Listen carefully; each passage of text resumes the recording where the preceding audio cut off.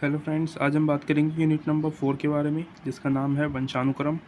तो वंशानुक्रम के बारे में जानेंगे क्या होता है और इसका दृष्टिकोण। ठीक है, तो मोस्टली लोगों को पता होगा कि वंशानुक्रम यानी कि जो वंश होते हैं, ठीक है, यानी कि जैसे कि आप अपने फादर के वंश हो, आपके फादर आपके उनके फादर के वंश है। तो ये क्या है, एक क्रम है, इसको वंश क्रम कहते हैं। ठीक है, उसके बाद फर्स्ट टॉपिक आता है हमारा वंशानुक्रम, यानी कि जो खून के संबंध होते हैं उनको कहते हैं बेसिकली नातेदारी अध्ययन में वंशानुक्रम। वंशानुक्रम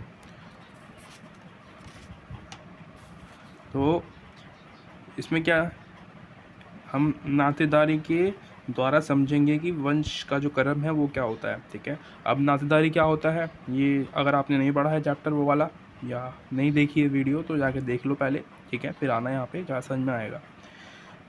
तो सॉरी, नातेदारी यानी कि वो लोग जो हमारे रिश्तेदार होते हैं। अब 3 तरीके के रिश्तेदार हो सकते हैं।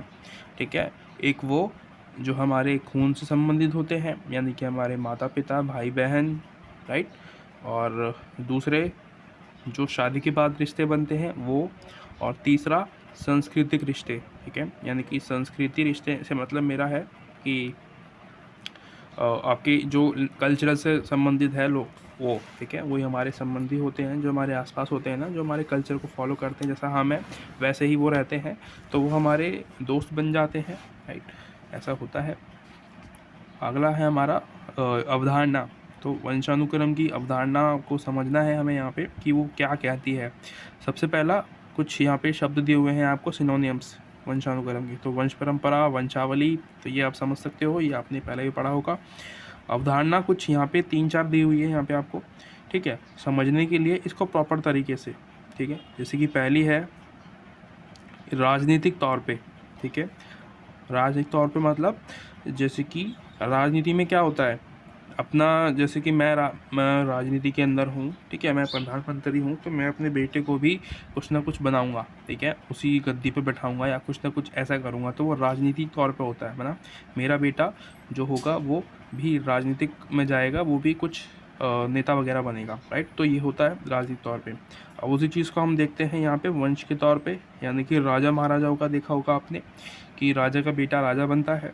उसके अलावा कुछ इस शब्द का यूज़ करते हैं ताकि नातेदारी को हम समझ पाए, यानी कि वंशानुक्रम को समझ पाए। यानी कि वंश क्या मतलब, जो हमारे खून के संबंध होते हैं उनको हम वंश कहते हैं। नातेदारी में तीनों लोग आते हैं, खून से संबंधित, हमारे विवाह के बाद संबंध, और संस्कृति में जो लोग होते हैं, जो कल्चर जुड़े होते हैं हमारे साथ, वो होते हैं। ठीक है, समझ में आया होगा। इससे ईजी तो कुछ नहीं हो सकता शायद। अच्छा लग रहा हो तो सब्सक्राइब कर देना, लाइक कर देना। एक रेखीय मतलब होता है उसमें वंश को केवल एक ही लिंग के आधार पर पहचाना जाता है। फॉर एग्जांपल आपकी मम्मी या आपके फादर, ठीक है, इन दोनों में से किसी एक के आधार पर आपके वंश को पहचाना जाएगा या जाना जाएगा, राइट। कि आपकी फैमिली में, जैसे कि आपके फादर के नाम से आपको जानते हैं, ठीक है, कि उनका लड़का है ये, वैसे ही नानी के घर पे आपकी मम्मी के नाम से आपको जानेंगे कि ये आपकी मम्मी का वंश है।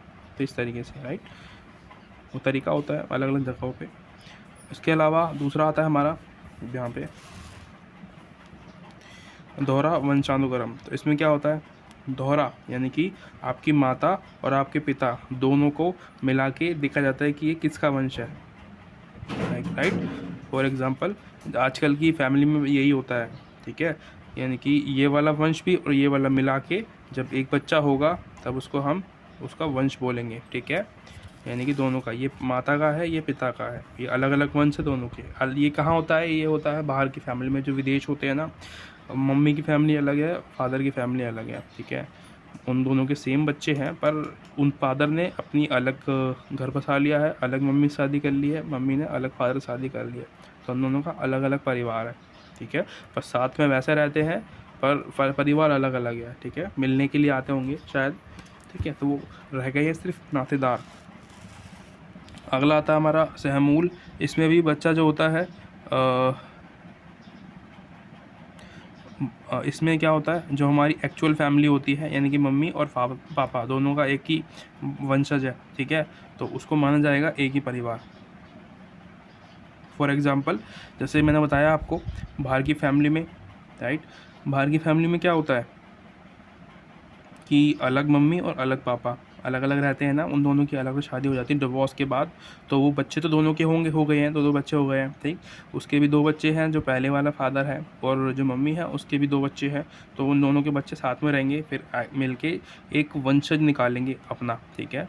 यानी कि मर मर के बहुत सारे मतलब पीढ़ियाँ गुजर गई, और मरने के बाद वो 2 बच्चे बचे हैं पूरी फैमिली में, ठीक है। तो वो क्या हो गए, जो लड़का होगा वो बेसिकली वही वंश चलाएगा, जो लड़की होगी वो थोड़ा ना चलाएगी वंश, राइट। समझ में आया होगा शायद, अगर नहीं समझा पाया हो तो सॉरी।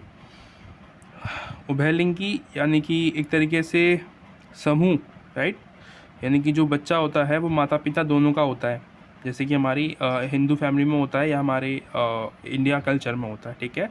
हमारे मम्मी पापा एक ही है, अलग अलग नहीं हुआ है, वो डाइवोर्स नहीं हुआ है उनका, तो उनको एक ही परिवार का कहा जाता है। दोनों का मिलके एक बच्चा हुआ है उसको, राइट। उन दोनों का अलग अपना मतलब वो परिवार है। यहाँ पे आपको कुछ शब्दावली मिलेगी, तो ये जैसे कि वंश परंपरा है, ये हमने पीछे बात कर रखी है, कुल परंपरा, सॉरी। उसके बाद आता है यहाँ पर कुछ दृष्टिकोण, ये आप खुद देख लेना, ठीक है। यहाँ पे कुछ मुझे मिला नहीं था स्पेशल, इसलिए मैंने ज़्यादा लिखा भी नहीं है। कुछ विशेषताएं होंगी, ये आप डेफिनेटली देख लेना जाने से पहले एग्ज़ाम में। यहाँ पे इंपॉर्टेंट थोड़ी बहुत चीज़ें यहाँ पे बस समझा देता हूँ मैं। जैसे कि ये पहला दृष्टिकोण के बारे में हमने चैप्टर में पढ़ा भी था, तो दृष्टिकोण बहुत इंपॉर्टेंट है। यहाँ पे आपको दृष्टिकोण याद रखने होने चाहिए, ठीक है। एग्ज़ाम में आ सकते हैं, ये पूछ सकता है डायरेक्ट दृष्टिकोण हेनरी मॉर्गन का, या फिर रैडक्लिफ का, या फिर इवॉन्स प्रीचर्ड का। तो इवॉन्स प्रीचर्ड का छोड़ के मैं आपको दोनों को बता सकता हूँ, ठीक है। उसके लिए मेरे पास टाइम नहीं है, सॉरी, जल्दी बताना होता है, वीडियो जल्दी बनानी होती है। तो पहला है हमारा हेनरी मॉर्गन्स का, वो वर्णनात्मक और वर्गीकृत शब्दावली के बारे में बताते हैं। तो ये शब्दावली जो शब्द है ना, ये शब्द मतलब बताता है, ठीक है। यानी कि जैसे आपकी मम्मी है, ठीक है, तो आपकी मम्मी है और आपकी मम्मी की बहन है, राइट। तो आपकी मम्मी है, आपकी मम्मी की बहन आपकी मौसी है। ऐसा क्यों है तो वो सेम ही आपके नाना और नानी की औलाद है ना, तो ऐसा सेम है। वो चीज़ें दोनों एक ही फैमिली से हैं, ठीक है, एक ही माँ बाप के बच्चे हैं, पर फ़र्क है नाम में और रिश्तों में फ़र्क है, ठीक है। वो हमारी मम्मी है और वो हमारी मौसी है, दोनों में फ़र्क है।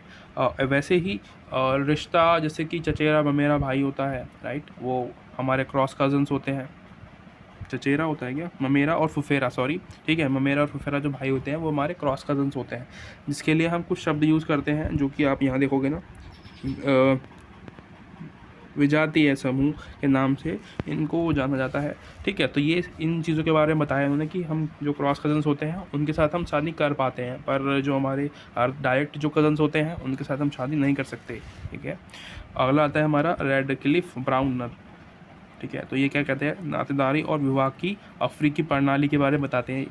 तो अफ्रीकी ये बताते 2 चीज़ के बारे में, अधिकार और दायित्व के बारे में, राइट। तो यानी कि जो फैमिली है उनको दोनों तरीके से होना चाहिए, अधिकार दोनों देना चाहिए एक दूसरे को, और दायित्व यानी कि फ़र्ज़ अपना निभाना आना चाहिए, ठीक है।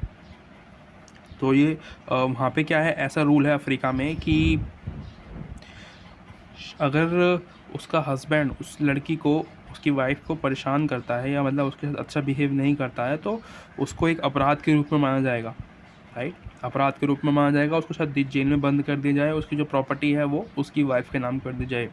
तो इस तरीके की सज़ा है बाहर देश में, ठीक है, अफ्रीका के अंदर। तो ये जो रैडक्लिफ ब्राउन है ये उसके बारे में बताते हैं हमको, ठीक है। बाकी का जो ये इवॉन्स प्रीचर्ड है, ये आप खुद पढ़ लेना, ठीक है। इसके अलावा एक और बच रहा है, या हल्का हल्का आप चाय में लिख लोगे ना तो वो उतना ही बहुत है। आपको बस उसका वो समझना है कि फीलिंग क्या है, वो क्या समझाने की कोशिश कर रहा है, और बस यू गो, ठीक है। एग्ज़ाम्स बहुत नज़दीक है, शायद 2 तारीख से 1 तारीख से एग्ज़ाम स्टार्ट हो गए अगले महीने जून से। बेस्ट ऑफ लक, मिलते हैं अगली वीडियो में, बाय।